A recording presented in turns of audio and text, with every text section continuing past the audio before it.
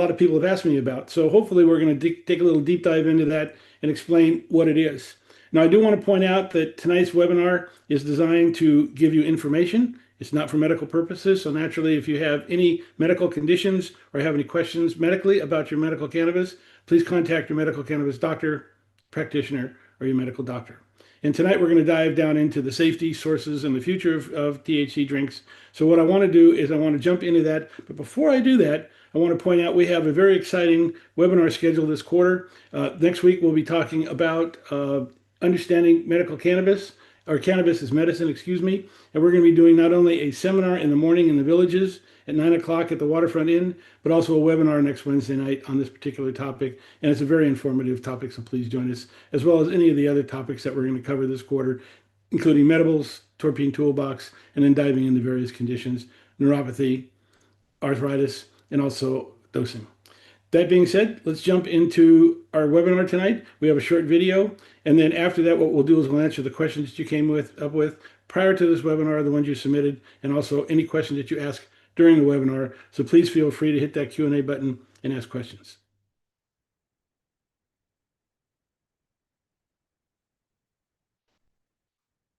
Welcome to Medical Marijuana and Wellness. Tonight's topic is exploring THC drinks, a topic that we've had a lot of requests to cover. Before I get started, I do want to mention that if you have any medical cannabis issues or questions, please feel free to address them with your medical cannabis doctor, practitioner, or if you have any medical conditions with your medical doctor. Now, I do want to point out that tonight we will be taking questions. Please look at the Q&A button at the bottom of your screen, and please feel free to ask questions during the webinar. At the end of this particular webinar, what we will do is we'll answer your questions, not only the ones that were posed during the webinar, but also for questions that you submitted prior to the webinar. And after the webinar, you'll be receiving a copy of the webinar video. It's a link to a YouTube video. You get a copy of the actual deck itself, and then any slides that relate to and sponsored discounts that come with this particular presentation. Now, let's talk about THC drinks. In tonight's presentation, we're going to talk about what they are, how you can purchase them, where they're sold, how they're made, if they're safe, and of course the future of these particular hemp products. So let's jump into what are THC drinks.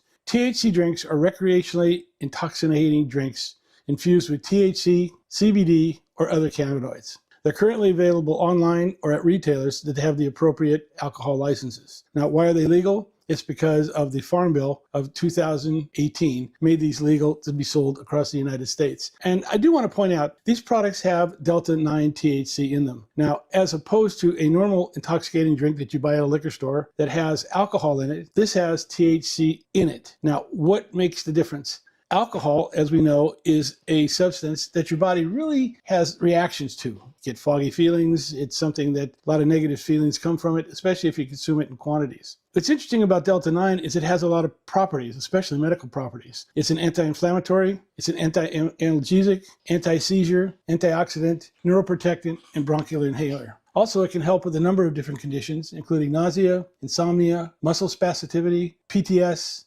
stress, anxiety, and also it helps to stimulate your appetite. By the way, if you want to learn more about cannabinoids and how they're formed, we're doing a webinar next week, Cannabis as Medicine. Please feel free to join us with that, and we'll go take a deep dive into the world of cannabinoids and also THC. Now, the question becomes hemp versus cannabis, and a lot of people think they are the same thing, and in fact, they are really not. Hemp and marijuana have really two different characteristics. Hemp is a tall, stringy product. Cannabis or marijuana is a bushy product. I should point out that marijuana is defined legally as a product that has 0.3% THC or more, and hemp is defined as a product that has 0.3% or less THC. Both are legal in the United States. However, marijuana is only legal if you have a state license and a state approved program in place. Now, what are these drinks? Well, the drinks come as seltzers, spirits, energy drinks, mocktails, sodas, teas, and infused water. And I should point out that you have to be 21 or more and have a valid ID in order to be able to purchase them. And here in the state of Florida, they're trying to do some things to help protect the consumer. So they clearly want to make sure that you have a marking on the product that is clearly being able to identify the potency, serving size, and total THC content. Also, a lot of the products that you're being provided, in fact, all the products provided here in Florida, have to have what they call a certificate of analysis that tells you what's in the actual product itself. Now, where are they sold? Here in Florida, THC beverages are currently sold at retailers with the appropriate alcohol license, and a permit to sell consumable hemp products. And that license comes from the Florida Department of Agriculture.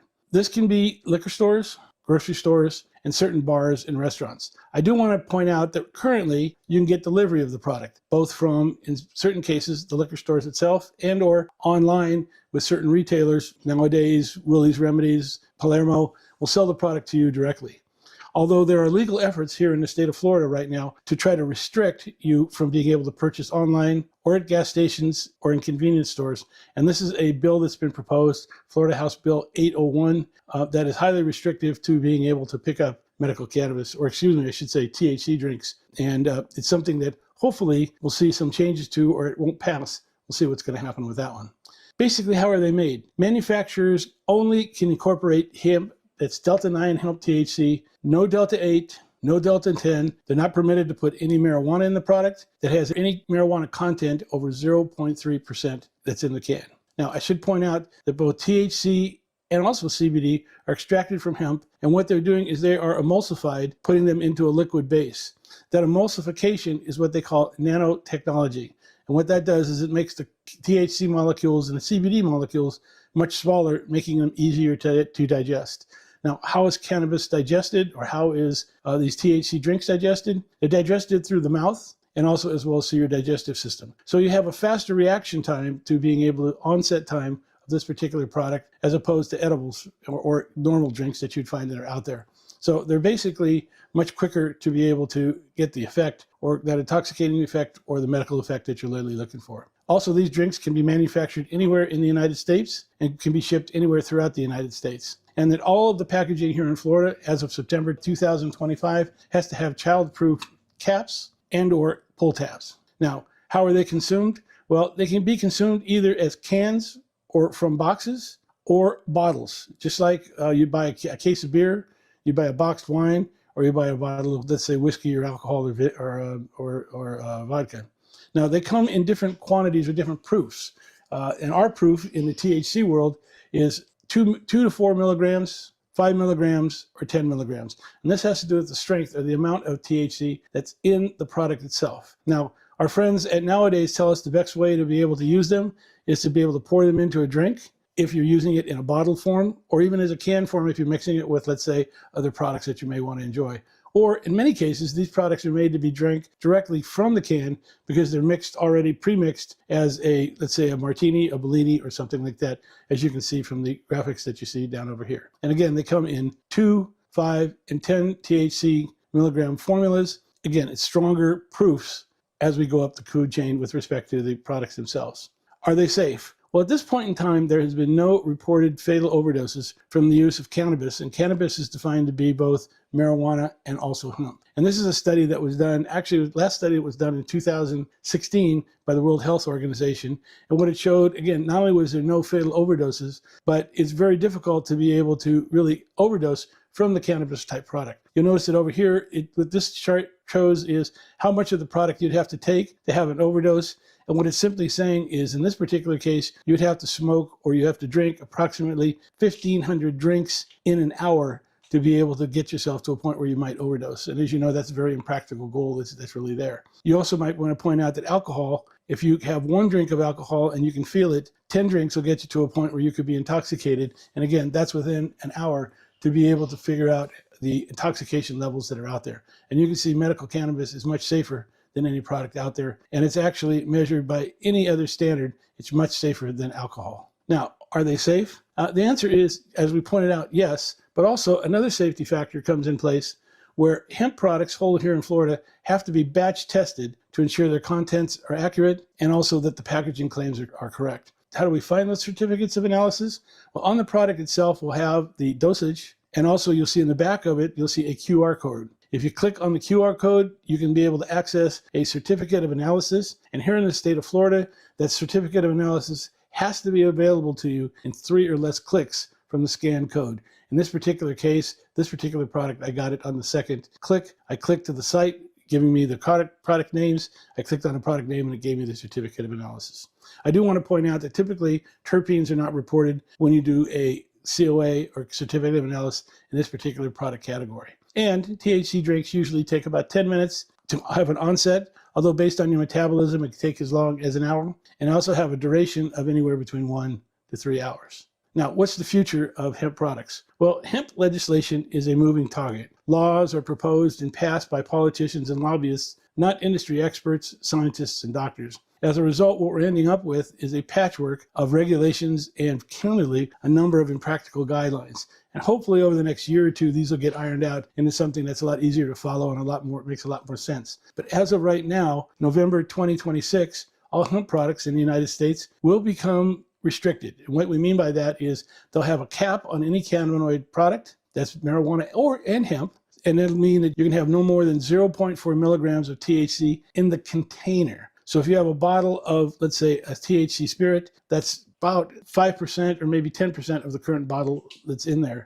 And so it's highly restrictive that's there. Now, this is on the federal level. And there is legislation that's been proposed by Jim Bard. It's been proposed in January this month. And what it does is it aims to push the timeline back for 2 years. And again, we'll see how that legislation pans out. But distributors, retailers, and consumers are all requesting clear federal legislation so we can get a clear guideline of this and know how to be able to relax. An example of some of the things that's kind of the impractical things that are being proposed, Florida lawmakers are proposing a 5% tax on THC in addition to taxes that you'd put on CBD. What that means, if you have a bottled drink, let's say a bottle of Nowadays or Willie's Remedy or something like that, you'll have, let's say 67 milligrams of THC in there. That'll give you a tax of $3.35. If you have a 6-pack of cans that has 10 milligrams total per can, that's 50 cents per can or $3 more per 6-pack to be able to purchase that particular product. So what they're doing is they're trying to use this as a revenue stream. I think that taxing the product is going to probably happen, but I think we need to have a tax that's more practical and more in line with what consumers can be able to afford and be able to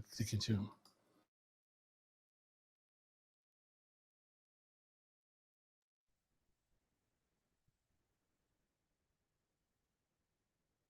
Now, we've covered a number of topics on THC, and I have to tell you that this is a topic that is an ever-moving target. And I just want to let you know that because we're going to see a lot of changes coming in the future on this particular subject, and I hope we covered a lot of them in depth. But let's go through some of the questions that you asked prior to the webinar, and then we're going to get into the questions you're asking during the webinar. And again, if you have a question, please feel free to hit that Q&A button and let me know. First question is, if THC beverages are derived from hemp, at what point does chemical conversion or extraction render them synthetic or controlled? Well, first of all, hemp products, as well as marijuana products, are natural products. When they are processed, and by the way, please feel free to tune in to one of our webinars, like the webinar we're doing next week on cannabis as medicine, and also our webinar on cannabinoids itself, because what we do is we talk about that conversion process. So in many cases, you'll have hemp or cannabis run through a process where they'll use a freeze-dried method, or they'll use some sort of a BPO, which is a butane method, which converts or strips the cannabinoids from the plant and puts them into a form where they can be turned into a product. Now, because we're just taking that natural product, in essence, think of it like, plucking blueberries, or think of it like plucking an apple off a tree. All we're doing is taking those, putting them into a bottle, which is then processed depending on the type of product that they're going to make. And that keeps that as a completely natural product. Now, is it controlled?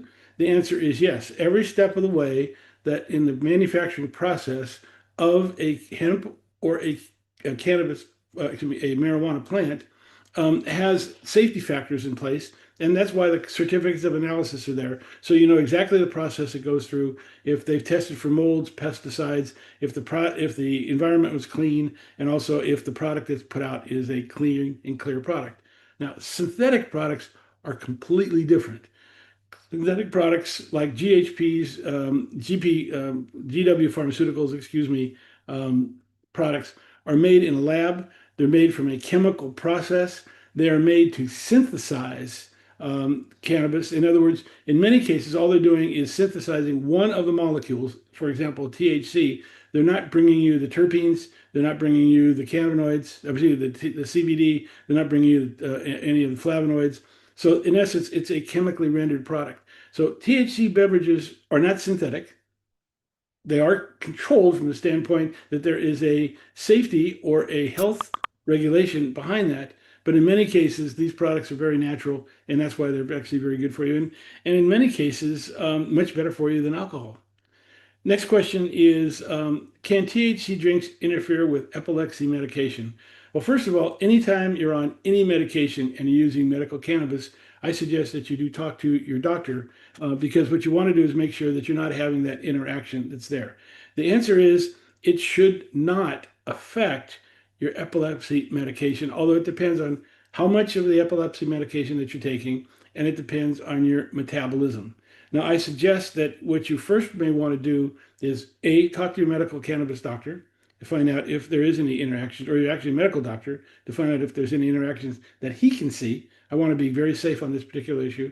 But also, if you have trouble getting to your doctor, what you may want to do is you may want to start with a very small or low amount. But I mean a low amount, just a very small amount of the THC drink. Try it, see what happens after a couple hours, and you'll see if there's any interference with that. There should not have any interference with it, although again, it depends on your metabolism and it depends on the type of medication that's there. And since I don't know this, it's hard for me to define that definitively. But again, the guidelines should be pretty open on that. But again, the mantra we follow is go low and go slow. Don't just drink the whole bottle. Start by drinking a little bit of it, find out how your body reacts. Give yourself an hour or two to find out the reaction to it, and then you'll be able to understand your tolerance level for that. Just like you would do with an alcoholic drink. You wouldn't grab an alcoholic drink and drink the whole bottle. You'd probably start with a little bit and find out how it affects you. Same thing applies to these drinks as well. Next question is, can THC drinks impact heart rhythm, especially for people on conditions with AFib? And the answer is yes. The only area that you have to be extremely careful with drug interactions has to do with heart medications. And that's because cannabis is transported through your bloodstream in your body. And by doing that, what happens is it does affect your heart and it does affect your heart rate. Now, in many cases, there are times when you first start using cannabis, your heart rate will go up a little bit, somewhere between 5 to 10%. And then, interestingly enough, after about 15 minutes to 20 minutes, they found that your heart rate, and sometimes even it could take as long as an hour, your heart rate will go down because your body relaxes. So it does have an effect. I would say, again, in this particular case, if you have a heart rhythm problem, I would do exactly the same thing as I suggested with our epilepsy friends. Take a little bit of first of all, talk to your medical doctor or your medical marijuana doctor. If you have trouble doing that, go low and go slow. Try a little bit of it, and then you'll find you'll find very quickly if you have a reaction or not. Again, medical cannabis causes your body to relax, but in the relaxing process, it causes your whole system to go kind of expand a little bit, and then be able to actually come down to be able to process and be able to transport cannabis through your blood system. I hope that helps with that particular question. Again, go low and go slow. Question is, what drink would you recommend for arthritis pain, especially in the hip? Well, a lot of these drinks, one of the things that works very well for arthritis pain are drinks that have some CBD in them. CBD is wonderful for inflammation. And as we noted in the webinar presentation itself, THC does a good job on inflammation as well. But the interesting part is that when you put a little bit of THC with some CBD, it basically energizes or puts both of the strengthens the medical efficacy of both of those products. So what you'll find is if you find a product that has both CBD and also THC in it, you'll find that it'll actually be better for your arthritis pain than one with CBD only. And that goes for edibles as well as cannabis, other forms of routes of administration. So I would say the answer is yes, they will help with arthritis pain.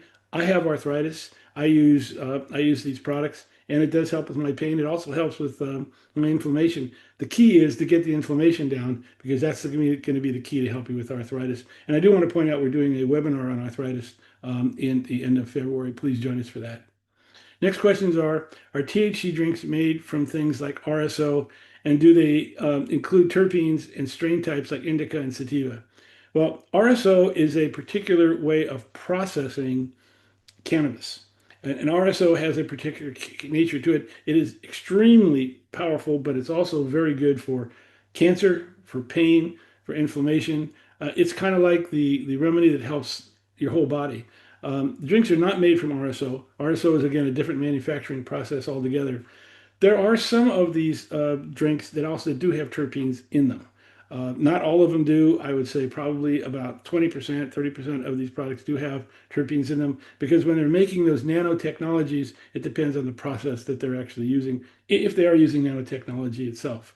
Now, by being able to do the processing, which is the way they actually produce the product, it really takes the concept of indica or sativa and really challenges that.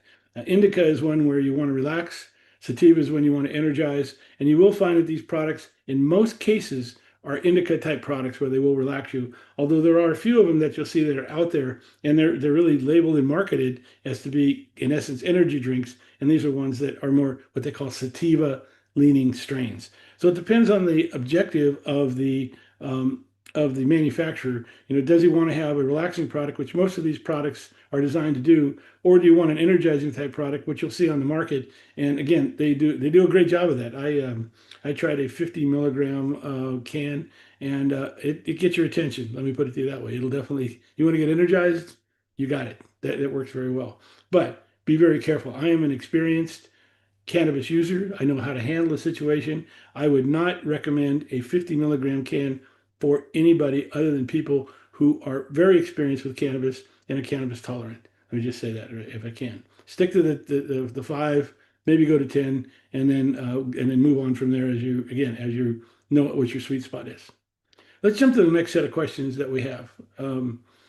Why can't you purchase THC drinks from a licensed dispensary? Well, the answer is here in the state of Florida, in order to sell a THC drink, you have to have a liquor license and you have to have a certificate to sell hemp.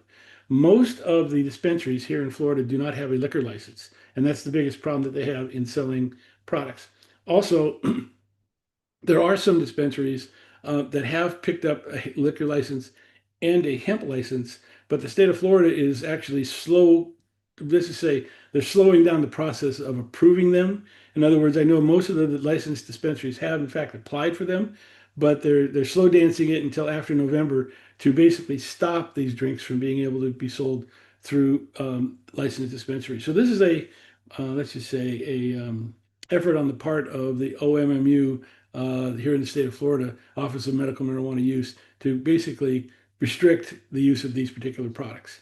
And I should tell you, there is a massive lobby from the alcohol industry to stop these products from hitting the market. The statistics that I've seen is that when these products hit a retail store, some of these THC products in liquor stores like ABC Liquor are the number one selling. Some of these bottles are the number one selling bottles or brand that they have in the store. And of the top 10, they're getting like 3 or 4 of these products being in the top 10 as far as the sales. So alcohol companies feel threatened.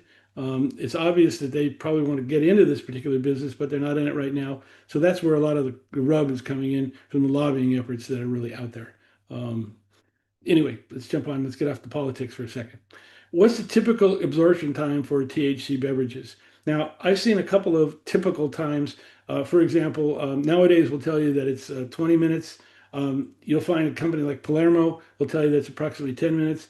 I personally like a product called Willie's Remedy from Guess Who, Willie Nelson, and he'll tell you his absorption time is about 10%. And it really has to do with the way they manufacture the product, the nanotechnology that's really out there. Now, again, that depends on your metabolism. Some people have a slower metabolism. It could take 30 minutes, could take an hour before you feel something, just like an edible or just like a gummy or a brownie that you find that's out there, that's really out there. But the typical time is going to be maybe 10 minutes, 20 minutes at the max. You'll feel them right away. I know that when I grabbed my first can, which I bought, which was a 10 milligram drink, I felt it within the first 5 minutes. I thought it was at a great absorption rate. So I think you'll find it right away. You'll feel something. They typically have a rate. They typically will last anywhere between 1 to 3 hours, depending on your metabolism. That's kind of the duration time that you'll really see that's out there. Next question is, many folks have ceased or decreased alcohol intake and now utilize marijuana products. Are there liver risks with THC, CBN, and other products? The answer to your question is there is no risk. In fact, if anything, it's quite the opposite. What these products do is help to basically restore and to put your body back in what they call homeostasis, which is called your body back in balance.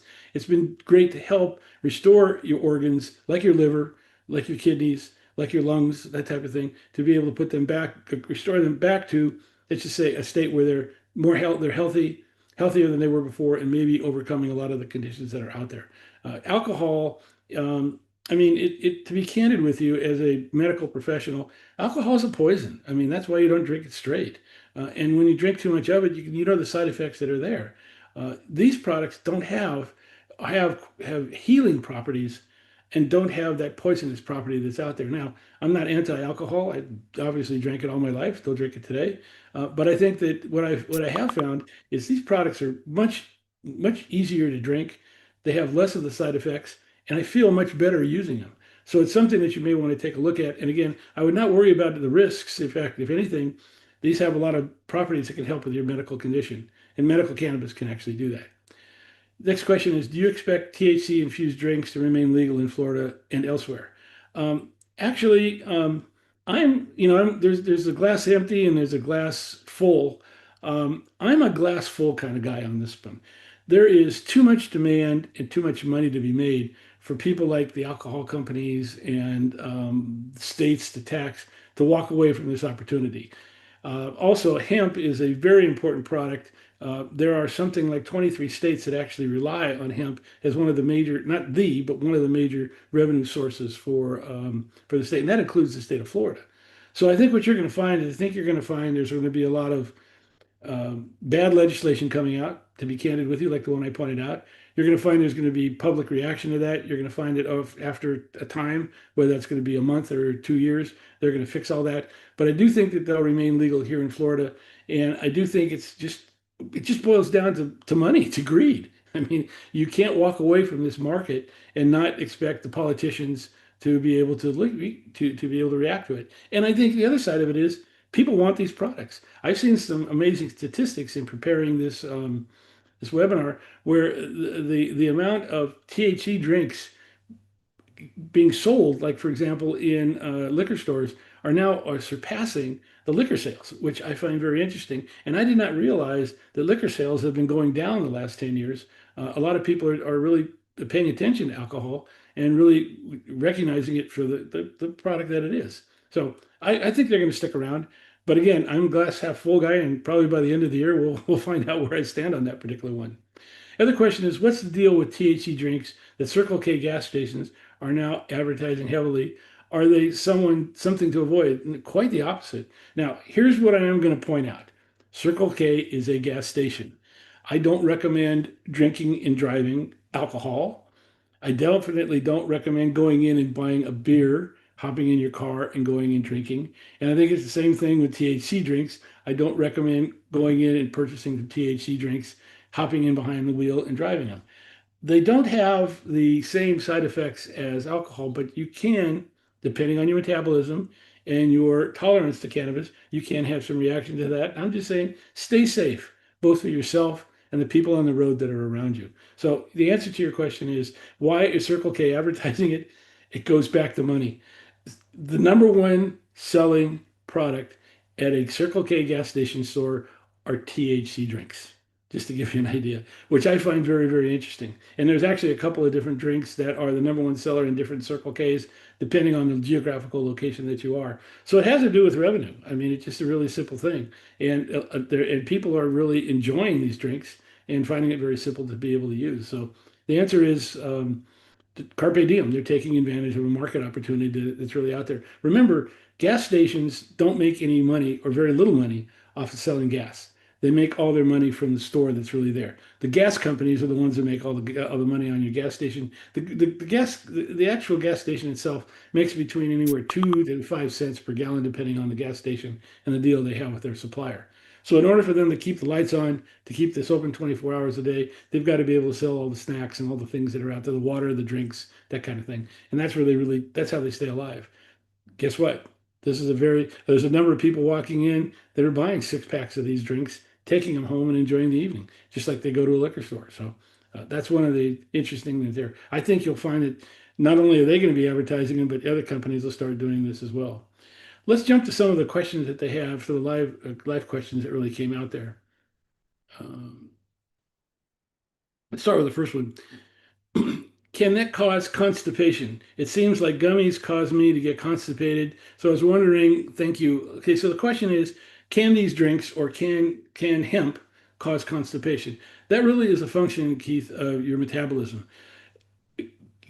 Any medication, whether it's cannabis, meaning marijuana or hemp, or pharma drugs, all depend on your metabolism. Now, you've heard the famous line the doctor says, take 2 pills and call me in the morning. That's because he's giving you the lowest possible dose of that particular medication that the doctor knows probably won't work. And you got to call him the next day to get the dosage adjusted. In the case of cannabis, if you try the lowest possible dose, you can actually take a little bit more to find out what your sweet spot is. In fact, that's what the whole dosing process is all about. That's a cheap, or actually, it's a back way of saying the last webinar we're giving this quarter is going to be on dosing. Please join us for that. But you'll be able to see how being able to increase your going low and going slow can help you find your sweet spot. Now, with respect to your question about constipation, because your body is getting into a mode where it's basically relaxing, cannabis restores a lot of the natural properties of your body. And what's happening is as your body relaxes, it does cause that particular condition to potentially be the side effect that has to do with your metabolism. Here's what I would recommend that you do. First of all, if you get one of these products, buy a small, they have like shot bottles and things like that. Try one of those. See how that really affects you. This is a very different process than gummies. Gummies are typically made from, are not nano-based products. These are nano-based products. And in many cases, people metabolize nano-based products much, much better than they metabolize just regular products. So give it a shot and see what happens that are out there. Next question is from Anonymous. Do these drinks affect epilepsy patients? Can they trigger seizures? Can it stop pain? Can it stop pain management medications from working effectively? Well, there's a couple of questions wrapped in here. So let me kind of unwrap these questions and be able to answer them for you. Do these drinks affect epilepsy patients? Well, these drinks affect anybody. Anybody who drinks one of these things should feel more euphoric. And it depends on how much you drink. It depends on the time frame of your body metabolism that's really out there. Do they affect? So they do affect the patient.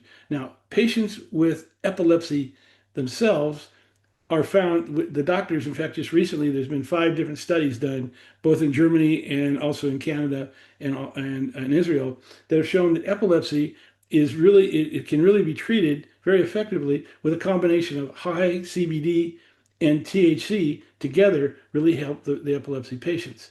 Now, the problem with this particular product is you've got high THC and lower CBD. So they will affect you, but they probably won't give you the relief you're looking for if you're an epilepsy patient, as you would by taking let's just say a 9-to-1, or a 9-to-1 meaning 9 CBD to 1 THC product for epilepsy that'll help the patient a lot better, which is a tincture, for example, that you can be able to purchase. So they will affect you, but just be careful. It's not going to be, it probably won't be a negative effect.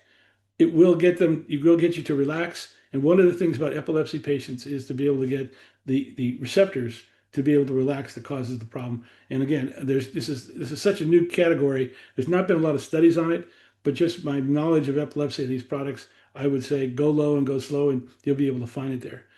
Can they trigger seizures? Well, if anything, it does the opposite. That's why you probably heard of Charlotte's Web, where CBD came out, and the product was made to be able to help epileptic patients.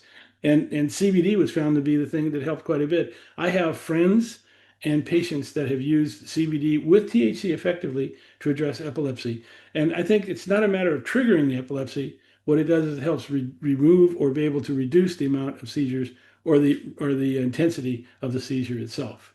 Now, can it stop treatment? Can it stop pain treatment medication from working effectively?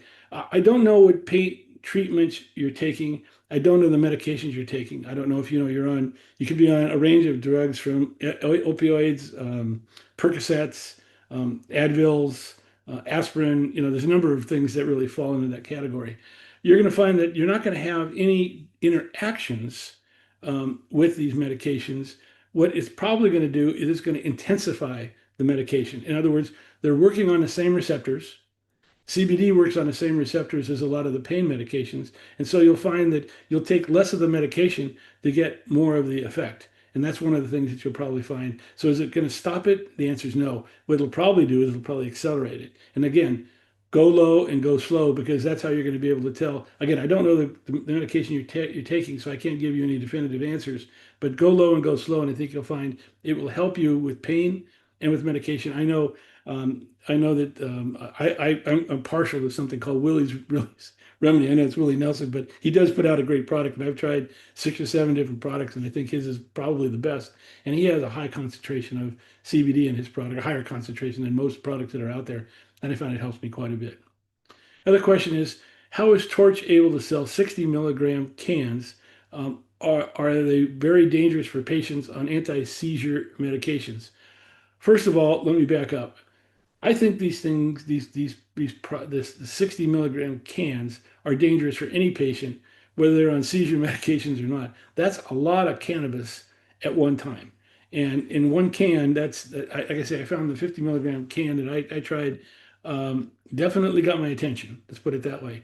So the answer is, first of all, there's no restriction as to the amount of product, as to the amount of hemp THC that can be put in the can itself. Now, I do want to point out that the more milligrams that are there, it's going to have a higher reaction to you. So be very careful. When the concept of going low and going slow, this is exactly the opposite. Okay, you're going very fast and racing. So I would say because there's no limit as to what you can put in the can at this point now today, that's how they're able to sell it. Are they dangerous?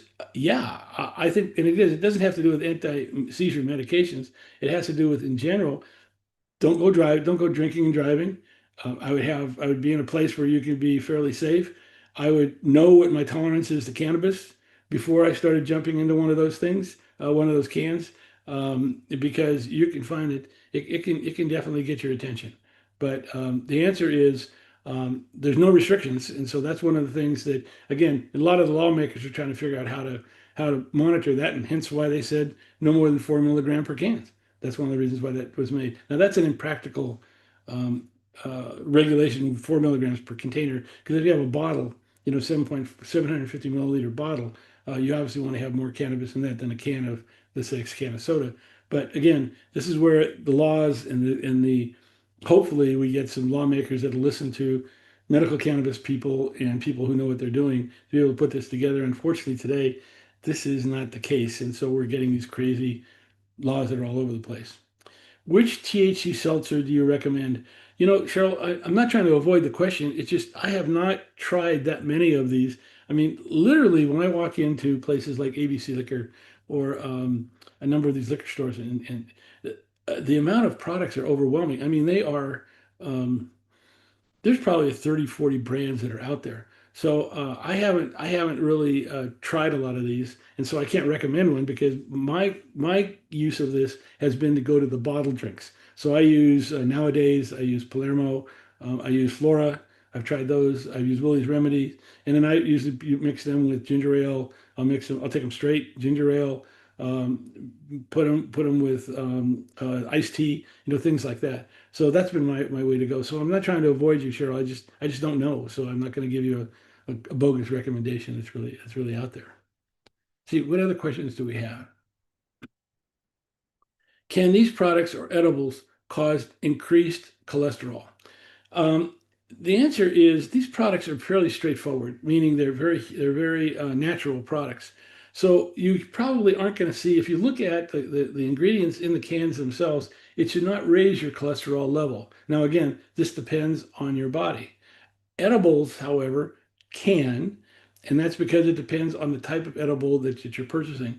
If you buy an edible from a Florida licensed dispensary, there's a good chance you won't see an increase in your cholesterol. In fact, if anything, it might help address your cholesterol issue. The opposite happens when you buy a edible from, let's say, that's it's not regulated, that isn't tested to the same standards, like at a grocery store or from a hemp store or a head shop or something like that. Those products, because the testing isn't as stringent, I tend to be very careful with them. In fact, I tend to avoid them because I want the best possible testing. I want to know what's going in my body, and that's what's important to me. So that's what I want to really take a look at. So the answer is it should not cause a problem with the cholesterol, but it depends on your metabolism. Edibles more than the THC products, but again, pay attention to getting a product that has some CBD in it because if that's the case, it'll really help address your cholesterol issue. I think we've addressed most of the questions that are out there. Um, and I want to thank everybody for joining me tonight. I know this has been kind of a informative little webinar. We've tried to provide the facts with respect to THC drinks. Again, the political climate is moving very quickly, so I kind of don't know exactly how to answer that. We'll find out more towards the end of the year. But I do want to mention that these products are worth trying. I've enjoyed my experience with them. To be candid with you, I've almost stopped drinking alcohol because of it, because I found it to be a very satisfying experience. For example, Palermo puts out a product called Agave, which is just like tequila. So if you're looking at making some margaritas, give that a shot.